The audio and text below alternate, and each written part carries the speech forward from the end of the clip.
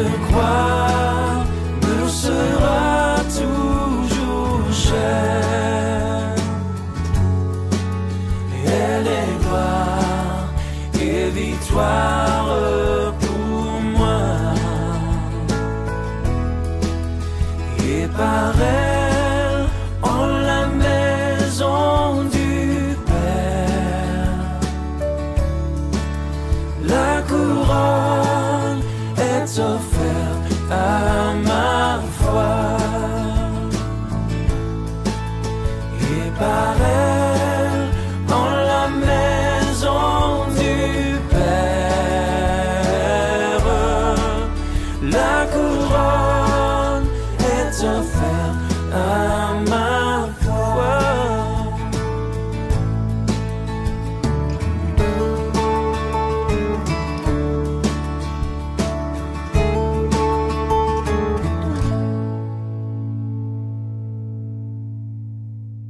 Merci l'Église pour votre accueil également, où depuis hier nous passons ces bons moments avec vous. Et comme disait le pasteur René, la raison, on a aussi été bénis au travers de l'Agape et heureux d'être avec vous ce matin.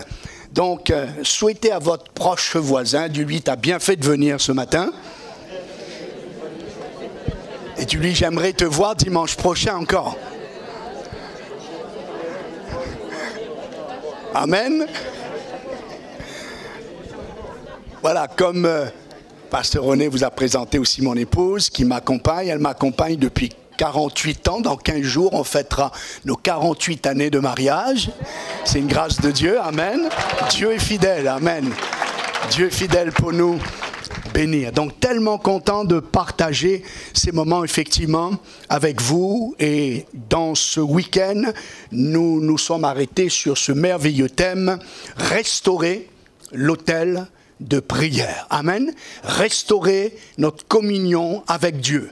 Restaurer notre intimité avec Dieu, restaurer notre tête-à-tête avec Dieu, restaurer cette bonne habitude d'aller dans le lieu secret, comme on l'a dit hier, dans le lieu secret où Matthieu 6,6 nous dit « Dieu se tient là, ton Père qui est là, dans le lieu secret. » On ne va pas pour le chercher, et c'est ça qui est encourageant.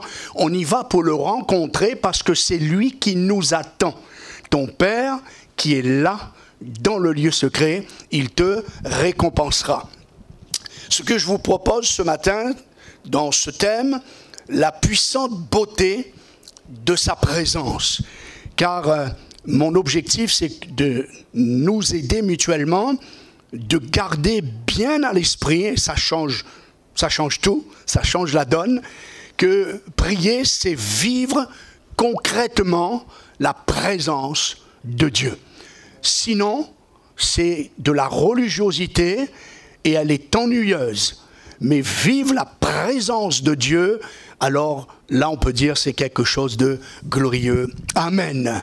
Et nous aurons, comme nous l'avons fait hier aussi, un moment, je ne ferai qu'introduire ce moment. Ensuite, je laisserai la place au berger de cette église pour qu'il puisse continuer à nous conduire dans un moment de prière, afin que nous puissions mettre en pratique, passer de l'enseignement, comme j'aime bien le dire, à l'expérience. Pour moi, chaque fois que l'écriture est annoncée, il y a une diversité d'objectifs, de comprendre, d'entendre, de mieux comprendre, et particulièrement de pouvoir la mettre en pratique. Je pense que tout ce qui n'est pas praticable n'est pas enseignable.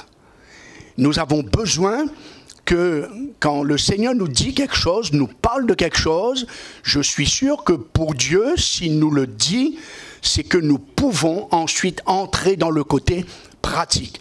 Donc, c'est ce qu'on fera avec sa grâce. Après ce culte, nous prendrons quelques minutes pour vivre ensemble, aller concrètement, vivre la présence de Dieu juste dans ce moment où nous nous tenons devant lui.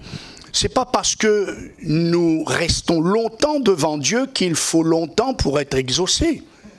Nous restons longtemps dans sa présence parce que nous nous plaisons en sa présence. Et c'est ce que je vous propose donc ce matin.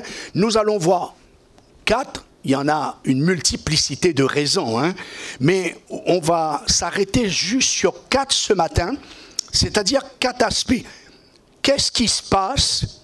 Qu'est-ce qui peut se passer quand je viens dans la présence de Dieu, quand je viens dans le secret de sa présence? Alors ce matin, la façon que Dieu m'a dirigé, c'est davantage un culte prophétique. C'est-à-dire que je ressens que chaque point que nous allons souligner, il y aura certainement une direction, une pensée, une parole précise de Dieu qui sera libérée. Alors, donc j'ai dit pour que nous puissions découvrir cela ensemble, les quelques manifestations de la puissante beauté dans la présence du Seigneur. Alors j'aimerais encore répéter une 3e fois ce que j'ai dit aussi hier et que j'ai dit tout à l'heure. Quel est l'objectif de ce moment de prière que nous allons avoir après la prédication? C'est de passer de la connaissance à la pratique et de l'enseignement à l'expérience. Un jour, un homme était venu pour la première fois au milieu de nous et il a entendu que notre Dieu est grand, que notre Dieu guérissait, admirable, hein, et qu'il était toujours le même. Cet homme qui était là pour la première fois, il a juste dit dans son cœur, il avait une grande maladie, et il a juste dit, mais si ce que j'entends là est vrai, si tu es vraiment au milieu de nous, guéris-moi. C'était la première fois qu'il mettait les pieds dans l'église. Et instantanément, Dieu l'a guéri. Amen. Vous voyez, parfois les gens qui arrivent au Seigneur peuvent nous interpeller dans leur simplicité, dans leur foi d'enfant. Et Dieu ensuite a appelé cet homme dans son service. Amen. Alors on va ouvrir la parole de Dieu. On va prendre quelques exemples d'expériences d'hommes et de femmes qui ont cru, j'aurais pu parler des ados et des enfants, mais le temps nous manquerait, de venir en sa présence, écoutez bien, change et modifie les choses. Venir en sa présence. Ah, frères et sœurs, je souhaite, je prie. Nous n'avons cessé de prier pour vous depuis que le pasteur René m'a donné cette date, cette pensée sur son cœur, et je veux vraiment encourager votre serviteur, votre pasteur, parce que c'est certainement un des thèmes dont nous avons le plus besoin dans notre génération, plus que jamais. Et je crois que Dieu va le faire. Dans mon tome 1 du livre, j'avais reçu de Dieu une prophétie que j'ai laissée à la dernière page, où le Seigneur disait, je vois une armée nombreuse qui se lève. Je vois des hommes et de femmes de toute culture, de toute langue, qui se lèvent pour combattre le bon combat, etc. Parce que si nous prêchons quelque chose, une vérité de la parole de Dieu, nous devons être les premiers à nous attendre à les voir s'accomplir. Amen. Alors que Dieu le bénisse, son épouse, sa famille, que Dieu bénisse tous ceux qui servent dans cette assemblée, que Dieu bénisse chaque personne qui est membre, qui fréquente cette église, afin que vous deveniez, pourquoi pas, il faut rêver grand, hein, un modèle de ces hommes et ces femmes qui ont découvert le secret de la prière, c'était vivre pleinement et concrètement la présence de Dieu. Alors vous vous êtes engagé dans une belle bataille, vous êtes engagé dans une invitation du ciel, alors certainement Dieu va vous accompagner. Amen. Écoutez-moi bien, dans sa présence, nous gagnons en altitude. Et l'altitude de sa présence nous fait voir Dieu, nous fait voir comme Dieu voit, et cela transforme nos attitudes. Je me reprends. Dans sa présence, nous gagnons en altitude. Quand tu es dans sa présence, il y a une élévation, une atmosphère qui change. Donc nous gagnons en altitude. Et l'altitude de sa présence nous fait voir comme Dieu voit, et cela va transformer nos attitudes. Amen. Donc comprenons ceci ce matin. au travers de cette femme que nous allons lire dans Matthieu 15, 21, 28, Matthieu 15, 21, 28, je ne fais que citer les textes, c'est pour gagner du temps, mais vous avez votre Bible, vous pouvez les noter. Donc, au travers de cette femme, nous allons voir que la foi, c'est notre premier exemple, dans la présence de Dieu, la foi dans la présence de Jésus. Les deux premiers textes que je vais prendre, ce sont des textes où Jésus était sur la terre. Donc venir voir Jésus quand il était sur la terre, c'est venir dans la présence de Dieu. On est d'accord? Donc la foi dans la présence, dans sa présence, peut arracher, écoutez-moi bien, la bénédiction du ciel hors saison. Amen. Amen? Il y en a moins un qui dit Amen. Arracher la bénédiction. Vous allez mieux comprendre de quoi nous voulons enseigner ce matin. Donc on va prendre l'exemple de cette maman. Ah, les prières des mamans. Cette maman qui vient à Jésus pour sa fille qui est liée par l'ennemi. Elle vient dans la présence de Jésus. Elle vient auprès de Jésus. Elle lui dit simplement, ma fille est cruellement tourmentée. Et je lis juste ce que Jésus va faire. À l'heure même, sa fille fut guérie. Donc je vous proposerai, comme votre pasteur vous l'a bien dit, à la maison, de reprendre bien sûr tous ces textes-là pour avoir une meilleure compréhension devant Dieu. Pourquoi je dis que dans la présence de Jésus, par sa foi, cette maman a arraché, elle a obtenu en arrachant la délivrance complète de sa fille alors que c'était hors saison. La réponse, c'est encore la parole de Dieu qui nous la donne. Quand Jésus était sur la terre, vous le savez, la bonne nouvelle de l'évangile se limitait au peuple d'Israël. Vous le savez ça? C'était son calendrier. Dieu a un calendrier. Et quand il a envoyé Jésus, il avait pour mission que durant ces 3 ans, il s'arrête, son message ne s'arrête qu'au peuple d'Israël. Et je vais vous confirmer par la parole, Matthieu 10, versets 5 et 6. Jésus dit, je vous envoie. Donc il envoie les 12. Après leur avoir donné les instructions suivantes. N'allez pas vers les païens. N'entrez pas dans les villes des Samaritains. Évitez les régions où habitent les non-juifs, une autre traduction. Allez plutôt vers les brebis de la maison, les brebis perdues de la maison d'Israël. Vous avez suivi son calendrier?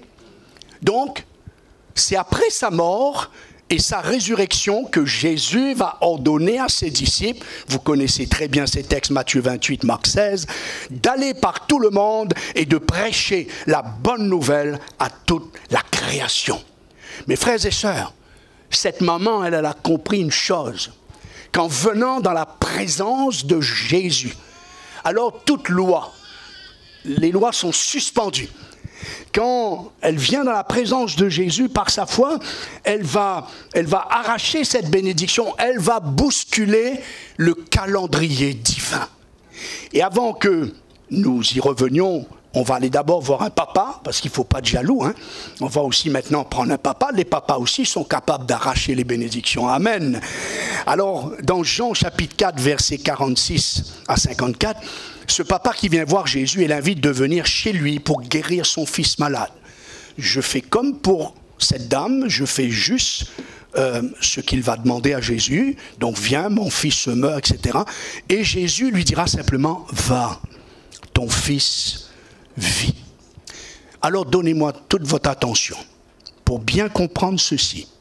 Le fait que cette maman et ce papa sont venus dans la présence de Jésus, alors l'autorité de Jésus a brisé le pouvoir de l'ennemi et de la maladie à distance.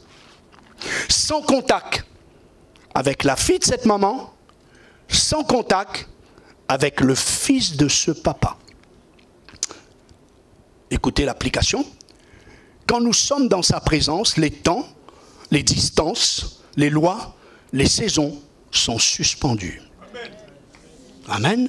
Et c'est cela vivre concrètement la présence de Dieu. Sa présence a le pouvoir de faire bouger les choses. Ils viennent dans la présence de Dieu. Mais on va aller encore un petit peu plus loin. Et là, c'est une parole prophétique. Même quand on te dit, ce n'est pas possible, ce n'est plus possible pour toi, ou que ce n'est plus ni le temps, ni le bon moment, ou encore il faut te résilier. C'est comme ça. Refuse ce discours. Amen. Refuse ce diagnostic. Mais va et entre dans la présence de ton Dieu, demeure en sa présence et expérimente le miracle de Dieu. Je vais en sa présence rencontrer mon Dieu, j'ai dit dans le lieu secret, écoutez bien, là où l'impossible devient possible par le tout accompli de Jésus. Là où l'impossible devient possible par le tout accompli de Jésus. C'est parce que Jésus a tout accompli que tout ce qui est impossible devient possible. Et ça, nous pouvons aller le puiser dans la présence de Dieu. Sachez qu'en intercédant pour les autres, nous pouvons tenir l'adversaire à distance de la vie des autres et donner au Saint-Esprit l'occasion de travailler dans leur vie et guérir leur corps si cela est besoin. J'ai parlé beaucoup de tout cela à mes jeunes et je disais, quand tu pries, tu peux visiter ton papa, ta maman, tes frères et sœurs, même s'ils sont aux Antilles, au bout du monde de l'Afrique, en Asie, quel que soit en Amérique. Par la prière, nous pouvons nous déplacer dans le nom de Jésus. Par la prière, nous pouvons aller ordonner, toucher, bénir, guérir quelqu'un à des milliers de kilomètres. Parce que Dieu est éternel. Et quand nous sommes dans sa présence, je vous ai dit, les lois, les saisons, les distances et le temps sont suspendus. Amen. Nous entrons dans une autre dimension. Nous entrons dans une autre atmosphère. Cela m'a rappelé un jeune péruvien qui était venu à la maison avec quelques autres jeunes pour que nous prions, pour qu'ils soient baptisés dans le Saint-Esprit. Mais ce soir-là, la présence de Dieu, elle était évidente. Tous l'ont reçu sauf lui. Et après, il m'a raconté pourquoi. Son cœur était triste, son cœur était fermé. Il s'appelait Carlos. Mais je dis, mais raconte-nous. Il disait, je viens d'apprendre que mon père se meurt d'un cancer là-bas au Pérou. Mais me disait-il, pasteur, je suis étudiant. Je n'ai pas les moyens. C'est très dur de savoir que son papa, sa maman, sa famille se meurent et que nous n'avons pas les moyens d'accéder, d'aller voir ses parents. Alors il dit, mon père n'est pas chrétien. Mon père ne connaît pas Jésus. Pasteur, qu'est-ce qu'on va faire? Alors je lui ai dit, le frère nous l'a fait chanter, cool, demeure tranquille. De toute manière, vous changerez quoi? En vous attristant, en vous blessant, en pleurant, vous allez changer quoi? Rien.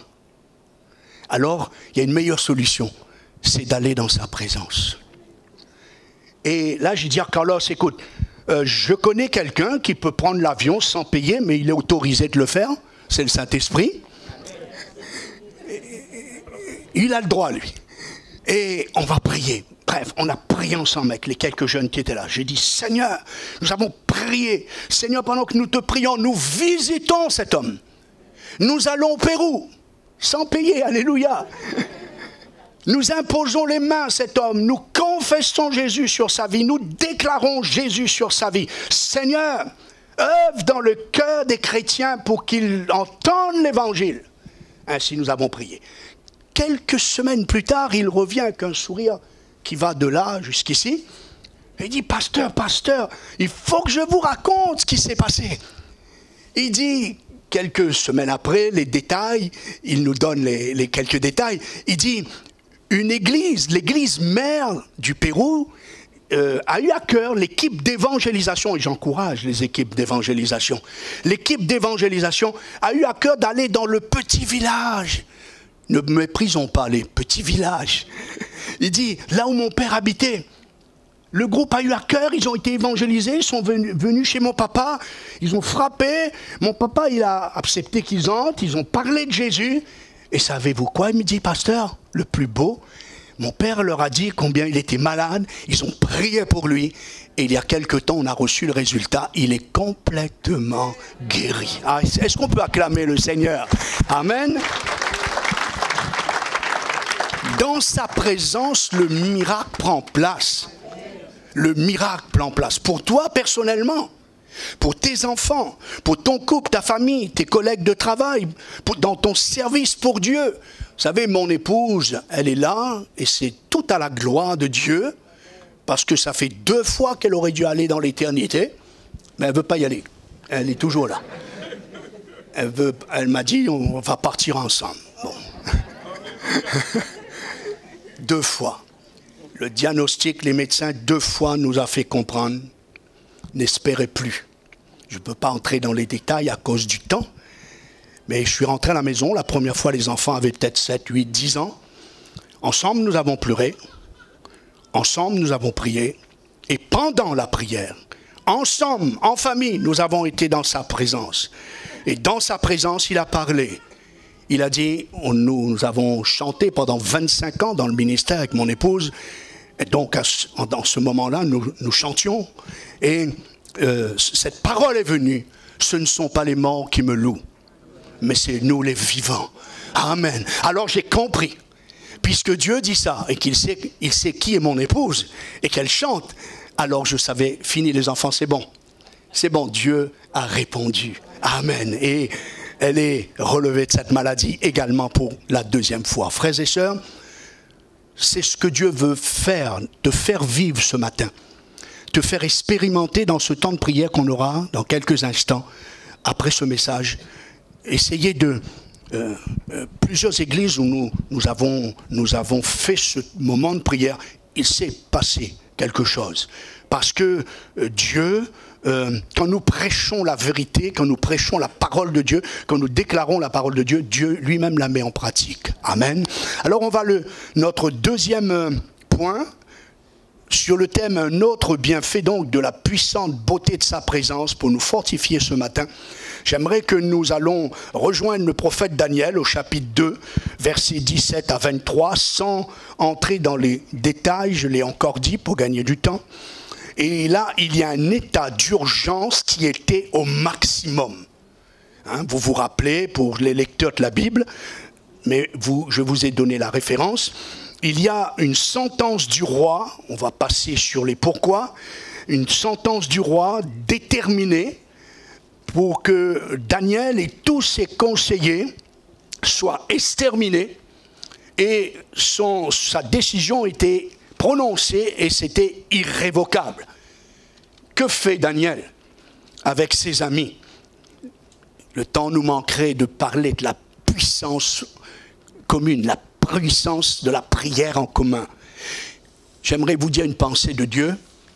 Parfois, on a prié pendant des années pour quelque chose, on n'a pas reçu. Ça peut, je n'ai pas dit que c'est ça, mais ça peut que Dieu veut que nous demandions à quelqu'un de le faire pour nous. Parce que Dieu veut que nous rappelons que nous sommes un corps.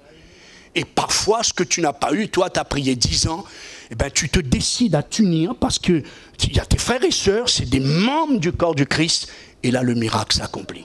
Je referme ma petite parenthèse. Daniel avait compris ça. Et il a été donc voir ses amis, tous ils ont été dans la présence de Dieu. Et là, dans la présence de Dieu, la puissance du Seigneur a modifié la situation. D'accord ? Et c'est ce que Dieu veut, à nouveau, je l'ai dit, que tu expérimentes dans l'objectif que, comme pour Daniel, tu puisses témoigner toi aussi en disant partout, je cite Daniel 2, 22, 23, qui va dire « Béni soit mon Dieu, à lui appartiennent la sagesse et la force, c'est lui qui change les temps. » Est-ce que tu peux dire « c'est lui qui change mes temps » ? Est-ce que tu peux dire ça ? Et Daniel dit « et c'est lui qui change les circonstances ». Est-ce que tu peux dire « c'est lui qui change mes circonstances » ? Et nous connaissons la suite. Frères et sœurs, je l'ai appris tout petit. Dieu m'a enseigné tout petit la puissante beauté de sa présence. En tant qu'enfant, je l'ai vu à l'œuvre. Je l'ai vu dans ma famille. Je suis le dernier de 7 enfants. Le plus petit, le plus maigre, le plus malade. Mais c'est celui-là que Dieu a choisi. Et je sais par expérience que venir dans sa présence, c'est pas prier. Comprenez-moi bien, j'espère. bien sûr, c'est le terme employé, c'est biblique, prier. Mais ça cache quelque chose, ça nous empêche. Le mot prier fait un peu devoir, fait un peu je dois prier, fait un peu j'ai pas encore prié. Mais si je dis, au lieu de dire je vais prier, vous savez, c'est psychologique, hein? Au lieu de dire je vais prier, Seigneur, c'est bon, super, j'ai un moment là, je vais venir te rencontrer. Je vais passer un tête-à-tête avec toi. Waouh, ça change. Parce que là, vous êtes en train de définir ce que c'est que la prière. Vous êtes en train de vous définir à vous-même qu'est-ce que vous attendez dans ce moment que vous appelez la prière. Amen. Un troisième point, un autre bienfait donc de la puissante beauté de sa présence pour nous rebooster ce matin. Moi, je veux que chaque réunion me rebooste, pas vous? Amen. Alors la lecture va être dans Luc 24, 13, 35 et versets 17, 21. J'ai noté par rapport à ces hommes que dans notre vie chrétienne, dans notre appel d'intercesseur, parfois nous nous sentirons l'âme d'un guerrier comme David, Caleb, ou d'un lutteur comme Jacob, Paul, ou d'une femme pleine de foi combative comme Anne. Mais vous êtes d'accord avec moi pour dire que cela ne sera pas toujours le cas. Pourquoi? Parce que nous portons ce trésor, nous dit l'Écriture, cette grande valeur de Dieu, cette grande perle de Dieu dans des vases de terre. Il y a des grandes richesses qui ont été posées en nous, mais nous sommes des vases de terre. Et parfois, il arrive que nous vivons l'opposé de tout ce que je viens de citer plus haut. D'accord ? Comme ces deux disciples l'ont vécu sur le chemin qui mène au village d'Emmaüs. Moi, j'aime bien relire la Bible comme Dieu l'a inspiré. C'est pas les disciples d'Emmaüs, il ne nous a jamais dit ça. C'est deux disciples dont on a au moins le nom d'un qui se mettaient en route pour aller dans le village d'Emmaüs. Voilà, c'est juste un petit détail, mais c'est pour nous aider peut-être à mieux comprendre.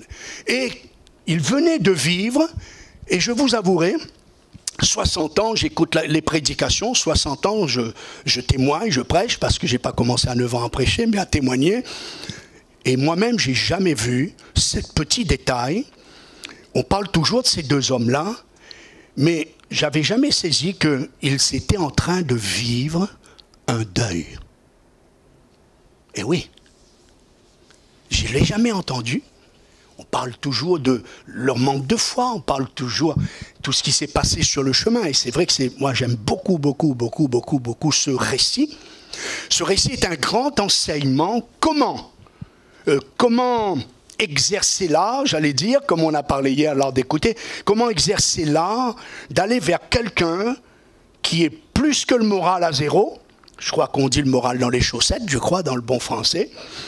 Et comment arriver à ce qu'après notre conversation, nos discussions, notre partage, il puisse se lever d'un bond et revenir pleinement au Seigneur.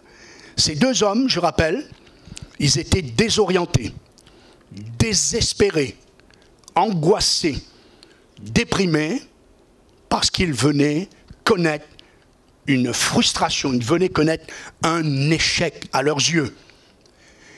La personne à qui ils attendaient le plus, ils sont en train de vivre le moins. Si vous lisez bien l'évangile de Luc, tout le chapitre 24, vous verrez quand Jésus s'est approché sans se révéler, donc ça y est, on y est, ce qui nous encourage ce matin, on ne te demande pas d'aller dans la présence de Dieu et bombarder dans la prière si tu as le moral de ces deux hommes-là. Vous croyez que Jésus aurait pu leur dire « on va prier » ? Je pense qu'ils auraient dit « commence toujours, on arrive ». Vous me suivez ? Dans la présence de Dieu. Voilà la différence entre la prière, comprenez-moi bien, juste le terme, ça peut me donner toujours à croire, il faut prier, voilà, je suis malade, j'ai le moral à zéro, je suis triste, je suis désespéré. Oui, mais Dieu m'a dit, il faut prier. Mais ça ne marche pas ça, je ne peux pas prier. Ça ne vous arrive pas, il y a des moments où vous n'avez ni la force, ni l'envie, ni le courage, vous n'avez pas envie de prier, c'est tout. Mais parce que vous êtes humain. Mais c'est là que ça intervient, le qu'est-ce que prier? C'est d'aller dans la présence de Dieu. Combien de fois fatigué par le ministère, par les problèmes, les difficultés, j'ai été chercher le Seigneur. Ça peut être en restant allongé. Je peux juste m'asseoir sur mon canapé. Je ne prie pas. Je n'ai pas la force. Je n'ai plus la foi. Ça ne vous arrive pas des moments où même la foi, il est parti. Mais je vais dans sa présence comme quand j'étais petit. Et là, juste simplement, je dis, bonjour Seigneur, c'est moi. Et le miracle s'accomplit. C'est ce qui s'est passé avec ces deux hommes. Le Seigneur ne s'est pas révélé. Il a d'abord essayé de tout faire pour qu'ils ouvrent leur cœur. C'est la première chose. Et ça, c'est le secret de la prière. C'est d'ouvrir ton cœur. C'est pas prier, oui, au nom de Jésus, mais tu as à peine la force de respirer. Qu'est-ce que tu es en train de te battre avec le nom de Jésus? Tu risques de mourir rien qu'en priant très fort comme ça. Alors reste calme et puis ouvre ton cœur. Oui, on a cru que, on a espéré que, c'est écrit, hein? On a pensé que c'est lui qui nous délivrait. On y a cru. Oh, aïe, aïe. Ils avaient vraiment le moral à zéro, hein? Ah, c'est vrai, il y a quelques femmes. Oh, mais les femmes. Il y a quelques femmes qui sont revenues nous dire, il est ressuscité. Ah, bon, enfin, on ne l'a pas vu dans le tombeau. Ça veut pas dire forcément ressuscité. Ils avaient vraiment le moral. Jésus les pousse encore. Mais de quoi vous discutez? C'est intéressant, je ne m'arrête pas, mais Jésus dit, de quoi vous discutez pour être si triste? Attention à de quoi nous discutons, de quoi nous conversons. Selon ce que nous discutons, nous conversons, va être joyeux, on sera joyeux ou triste. Jésus a dit, au fait, c'est quoi le sujet que vous êtes en train de parler pour être si triste? Je referme ma parenthèse. Et là, écoutez bien, c'est pas eux qui ont été dans la présence de Dieu, c'est Jésus qui est venu vers eux. C'est l'image de dire, quand tu n'as plus la force, découragé, fatigué, abattu, endeuillé, va juste simplement, assis-toi, allonge-toi, fais ce que tu veux, mais va juste simplement lui dire, bonjour Seigneur, c'est moi. Et laisse-le faire. La Bible dit que pendant qu'ils faisaient route, leur cœur s'est réchauffé, comme peut-être le tien ce matin. Leur cœur était en train de vibrer. La chaleur de Dieu en la présence de Jésus était en train de ranimer leur foi, leur espérance, leur confiance. Mais ça, ils ne s'étaient pas encore rendus compte. Mais Jésus a fait route avec eux. Sa présence a consumé leur chagrin, ôté de leur cœur le découragement, en la transformant en une espérance pleine d'hardiesse. Jésus fait route aussi avec toi ce matin. Et sa présence réchauffe ton âme peut être refroidie, désespérée, en lui redonnant vie. Pour ça, dans ce moment de prière, pensez-y. On ne vous demande pas d'être dans la forme du top olympique pour élever la voix. Vous n'y êtes peut-être pas du tout dans cette forme du top olympique. Mais Dieu le sait. Laisse Jésus par son esprit faire route avec toi. Sa présence, j'ai noté, déracine la déprime, l'incertitude dans nos cœurs en la transformant en une foi joyeuse. Alléluia. Sa présence à cet instant même booste ta foi. Tu le sens là. Tu sens qu'il se passe quelque chose parce que sa parole, son nom, le nom de Jésus est la parole de Dieu. Tu es en train d'entendre la parole de Dieu. Et la parole de Dieu est une puissance parce que Jésus est une puissance. Et cette parole est en train de renouveler en toi ta vision peut-être de ton service. Peut-être ça a affecté ton service. C'est en train de stimuler ta vie, te redonner envie de courir dans sa présence. Eh bien, c'est exactement ce qui s'est passé avec ces deux hommes abattus, démoralisés. Au moment où, à quel moment? Au moment du symbole de la croix. Quand ils ont vu Jésus rompre le pain. Il faut toujours tourner nos yeux sur la croix. Parce que c'est là que tout a été accompli. À ce moment-là, Ils ont été boostés, ils n'ont pas eu besoin de vitamines, de tout ce qu'on voit sur les réseaux sociaux pour telle et telle chose. Ils ont eu rien que la présence de Dieu. Et ça les a tellement boostés. Sur le moment même, j'ai tout calculé, c'est 11 km pour aller, 11 km pour revenir. Et quand j'allais faire du sport, je faisais 4 km, je prenais déjà 1h30. Bon, j'ai pas la forme de ces gars-là. Hein. Donc, allez, peut-être 3 heures. 3 heures, allez, aussitôt, c'est même pas s'ils ont mangé. Et ils repartent pour 3 heures, ou 2 heures, s'ils marchent bien et vite, parce que la présence de Dieu a réchauffé leur cœur. Alors peut-être comme pour les disciples, tu vas te lever après ce week-end, et tu iras vers les autres avec une détermination renouvelée à suivre Jésus et à rendre témoignage du Seigneur. Amen. Je regarde l'heure. Il est là mon horloge, là. OK ? Parce que j'avais à cœur de vous donner un témoignage qui s'appelle Simon. Simon, c'était un homme qui venait chaque jour dans une église à midi. C'était son heure. Il venait, il restait un moment, comme ça, devant peut-être l'estrade, et puis il partait. Et ça a duré évidemment très longtemps. Un jour, le responsable de cette église qui habitait à côté, qui voyait cet homme à chaque fois, il trouvait ça bizarre. Alors il va le voir, il dit « Excusez-moi monsieur, mais vous venez faire quoi tous les jours à midi ?» Il dit « Je viens prier. » Alors le pasteur répond, il dit « Mais vous priez, mais vous restez à peine 1 minute. » Il dit « Ben je prie. » « Ben vous dites quoi ?» Il dit « Je viens chaque fois à midi et je dis « Jésus, c'est Simon. » Puis il attend 1 minute et il repart. Simon a eu un accident, histoire vraie. Simon est entré à l'hôpital, dans une chambre de plusieurs malades. Et un jour, l'infirmière vient, ou la responsable, lui dire Simon, mais qu'est-ce qui se passe? Depuis que vous êtes arrivé dans cette pièce, on n'entend plus les mécontentements, on n'entend plus les jurons, on n'entend plus les gens rouspéter. Mais qu'est-ce qui s'est passé depuis que vous êtes venu? Racontez-moi. Simon dit non, ça n'a rien à voir avec moi. C'est mon visiteur, Jésus, qui vient me voir chaque jour. Ah bon? Il dit oui, chaque jour à midi. Je le vois. Quelle grâce. Les humbles voient Dieu. Je le vois. Et il me dit, Simon, c'est Jésus. Alléluia. On peut glorifier le Seigneur. Voilà un homme tout simple qui a compris que c'est quand on n'a pas la force, qu'on n'a plus de courage, qu'on a le moral à zéro. Et c'est vrai que les autres, les uns les autres, on ne peut pas. On peut faire quelque chose, mais pas le miracle. Le miracle, c'est dans le monde spirituel. Et c'est dans sa présence qu'on va vivre le miracle. Amen. Je conclus avec la 4e pensée. Donc une autre pensée des bienfaits, de la puissance, de la beauté, de la présence de Dieu. Ça, c'est pour que vous soyez boostés au maximum. Hein, et qu'il y ait un encouragement dans votre vie. Je l'ai dit, nous l'avons dit, restaurer l'autel de la prière, c'est vivre concrètement la présence de Dieu.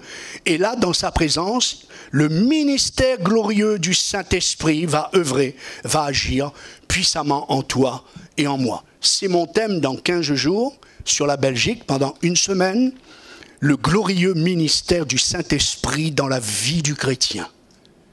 Et je vais vous donner juste là cette pensée que j'ai reçue de Dieu. Nous le lisons dans 2 Corinthiens, chapitre 3, versets 17-18. Nous reflétons la gloire du Seigneur. Ainsi, nous sommes transformés pour être semblables au Seigneur et nous passons d'une gloire à une gloire plus grande encore par l'Esprit du Seigneur. Car là où l'Esprit du Seigneur est présent, là est la liberté. Donc j'ai mélangé quelques petites différences de traduction. Frères et sœurs, donnez-moi toute votre attention. Dites à quelqu'un à côté de vous là, écoute bien, c'est pour toi. Soyez un peu plus convaincant quand même. Hein? Quand tu pries, sa présence n'a pas seulement le pouvoir de changer les choses, les situations, les événements, les circonstances. Mais le plus grand des miracles de sa présence, elle nous change, nous.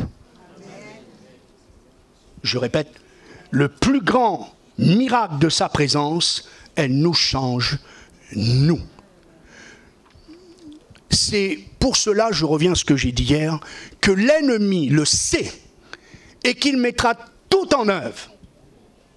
Quelqu'un qui évangélise sans avoir été dans la présence de Dieu, ça ne le gêne pas.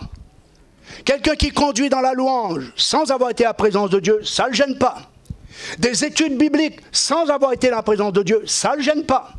Des réunions de prière, car même une réunion de prière, ça se prépare dans la prière. Rien ne gêne Satan. Il n'y a rien qui le gêne. Au contraire, il se mêle avec nous, il est content. Mais par contre, si vous avez planté cela, si vous êtes dans l'action, mais d'abord vous avez été dans la présence de Dieu, alors là, il est mal. Il est mal. Et c'est pour ça, frères et sœurs, réfléchissez bien. Quelqu'un a dit un jour, j'ai jamais vu quelqu'un dormir en évangélisant, en chantant, et tout le reste. Mais par contre, combien dans les réunions de prière, vous croyez qu'ils vous disent Amen, mais en fait, ils sont... Parce que c'est un combat spirituel. C'est un combat spirituel. Et là, l'enfer se déchaîne parce qu'il dit, oh là là, si jamais ils ont compris qu'ils ont accès au trône de Dieu, à la présence de Dieu, notre royaume est fichu. Et c'est pour ça qu'il fera tout ce qui est en son pouvoir de nous empêcher d'y aller. Sa présence nous transforme, nous, par la puissante action du Saint-Esprit. L'Esprit de Dieu, dans la présence de Dieu, nous métamorphose. Métamorphose, ça a donné en français métamorphoser, c'est prendre une autre forme, changement de nature. Frères et sœurs, écoutez-moi bien. Je crois une des failles de l'Église, avec un grand E, du monde. Tant de membres de l'Église sont toujours comme ils ont été quand ils sont venus au Seigneur, parce qu'ils n'ont pas découvert que le secret de sa présence par la puissance du Saint-Esprit nous transforme, nous, change notre caractère, notre nature, nous donne la vraie pensée de Dieu. Comme j'ai dit, change nos attitudes, nous donne à voir comme Dieu voit. Et permettez-moi de vous donner mon propre témoignage. J'ai été malheureusement... à cause de mon père, j'ai eu ces chromosomes, que la jalousie maladive par rapport à mon épouse. Et combien j'ai souffert. Et je dis cela parce que souvent nous croyons que ceux qui ont un défaut, ils ne font que faire souffrir les autres. Et c'est vrai, mais ils souffrent aussi. Et j'étais baptisé d'eau, baptisé dans le Saint-Esprit, marié, j'avais déjà des enfants, j'allais chez les personnes, partout où j'allais, les gens étaient baptisés dans le Saint-Esprit, guéris, transformés, sauvés. Il me faudrait toute une vie pour vous la raconter. Et pourtant, ce gars-là avait un problème. Il avait la jalousie maladive qui ne te l'est liée. Mais voyez, j'ai trouvé votre petit papier sur votre comptoir. Voyez ce verset? Si le Fils vous a franchi, si c'est lui qui vous donne la liberté, alors vous serez complètement, entièrement, totalement, véritablement des êtres libres. C'est des diverses traductions. Alors, voyez ce verset? Tous les soirs, j'ai laissé ma Bible ouverte à ce verset et je faisais lire le Seigneur. J'allais dans sa présence et je le faisais lire. Je dis, tu as dit, si le Fils vous a franchi, moi je veux être libre. Seigneur, libère-moi. Parfois, il y a des choses dans notre vie, nous ne savons pas pourquoi. Ça prend du temps, alors que d'autres, ça peut aller très vite. Ne vous comparez jamais. Seul Dieu sait pourquoi il a pris tant d'années pour arriver à me libérer. Ce que je le remercie, c'est de m'avoir donné une femme suffisamment amour, suffisamment patiente, pour lui permettre de laisser du temps à Dieu pour délivrer ce gars-là, qui l'embête avec sa jalousie. Alors dites à quelqu'un à côté de vous, sois patient avec moi, Dieu n'a pas fini avec moi.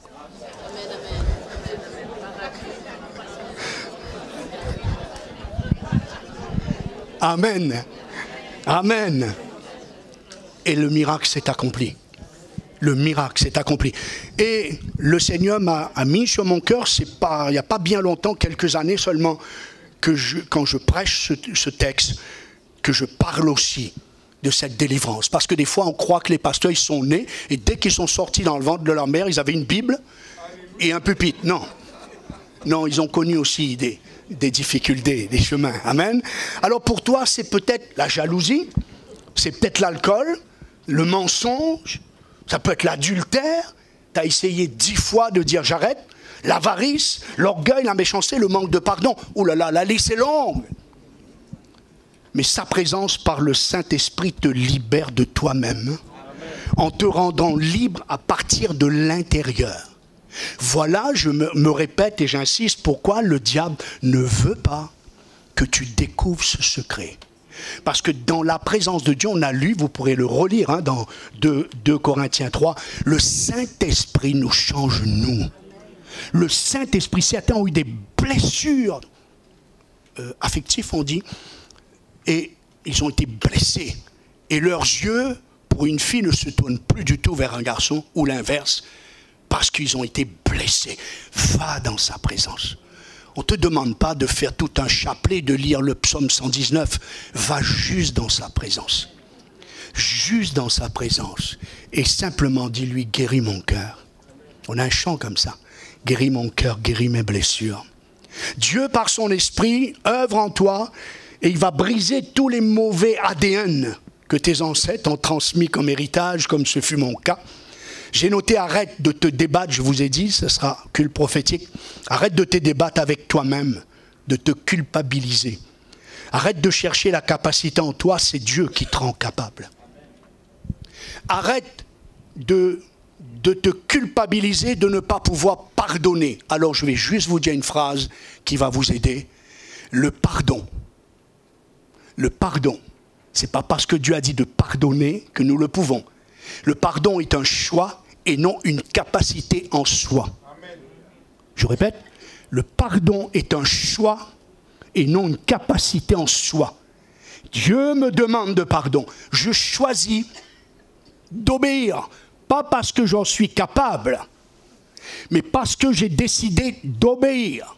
À partir de là, ce n'est plus mon problème. C'est l'affaire de Dieu. Amen.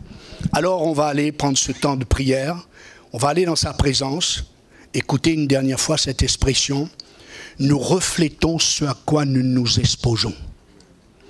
Nous reflétons ce à quoi nous nous exposons. Je fais allusion à Moïse, il s'est exposé, et prendre le risque de s'exposer devant Dieu, c'est de lui ressembler. Sa présence est le meilleur institut de beauté. Le meilleur soin esthétique pour un ravalement de façade complet. Et garantie pour un beau visage, un esprit serein, une âme resplendissante. Alors, venons en sa présence. Est-ce qu'on peut tous se lever ensemble, alléluia, pour remercier le Seigneur, prier. Et puis le pasteur René, je lui ai dit, il verra avec ses collaborateurs pour venir dans quelques instants.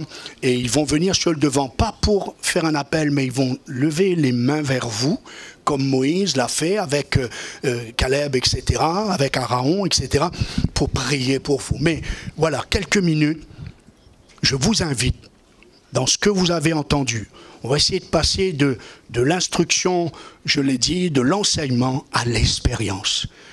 Quelle que soit votre situation ce matin. Oh, ça sera peut-être qu'un commencement, ça sera même sûr qu'un commencement, ça sera peut-être qu'un début, ça sera peut-être le Berechi, comme disent en hébreu, le commencement. Mais il faut bien commencer. Tu vas aller dans sa présence et tu vas aller avec toi-même, tu vas aller avec ton cœur, tu vas aller avec ton état d'âme et Dieu va commencer à te faire expérimenter la puissante beauté de sa présence, ce qu'il est capable de faire. Peut-être quelqu'un ici, personne ne le voit, mais tu as perdu ta joie. Victor Hugo a dit, derrière un sourire peut se cacher un coup de poignard. On peut sourire des lèvres, mais être blessé du cœur. Alors on va aller dans sa présence. Juste aller dans... Je ne te demande pas si tu es en forme pour prier, si tu es rempli d'onction, si... Non. Dieu ne nous demande pas tout cela.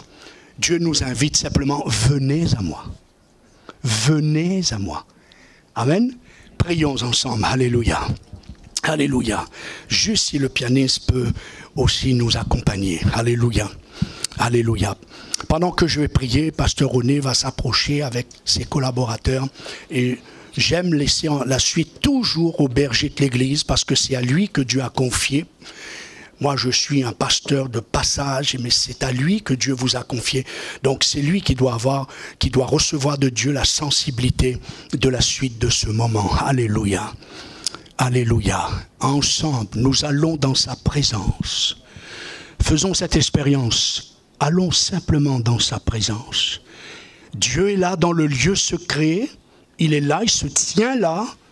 Et c'est lui qui nous attend. Alors, on y va. On va dans sa présence. Et là, dans sa présence, je lui présente juste mon cœur qu'il connaît déjà. Si même, à la limite, même parler, tu ne sais plus, ça n'a pas d'importance. Viens dans sa présence. Et fais comme Simon. Dis-lui simplement, Seigneur, c'est moi. Seigneur, c'est Brigitte. Seigneur, c'est Monique. Seigneur, c'est Christian. Seigneur, c'est Michel. Dites-lui simplement, Seigneur, me voici, c'est tout. Et laisse sa présence faire le reste. Laisse l'action du Saint-Esprit.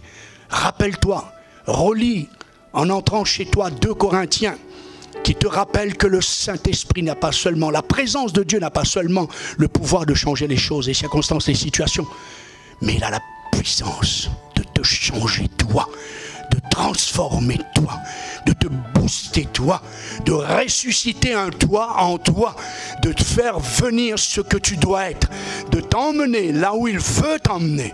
Laisse sa présence elle est boostante, elle est guérissante, elle est énergique, elle produit le miracle. Sa présence, elle est libératrice. Laisse sa présence. Dieu est présent dans ce lieu. Dieu est présent dans ta vie.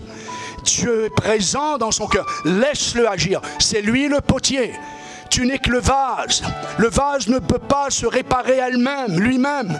Mais tu es le vase. Laisse le potier. Laisse la main du Créateur maintenant par le Saint-Esprit se saisir de toi. Transformer ce qui doit être transformé. Laver ce qui doit être lavé.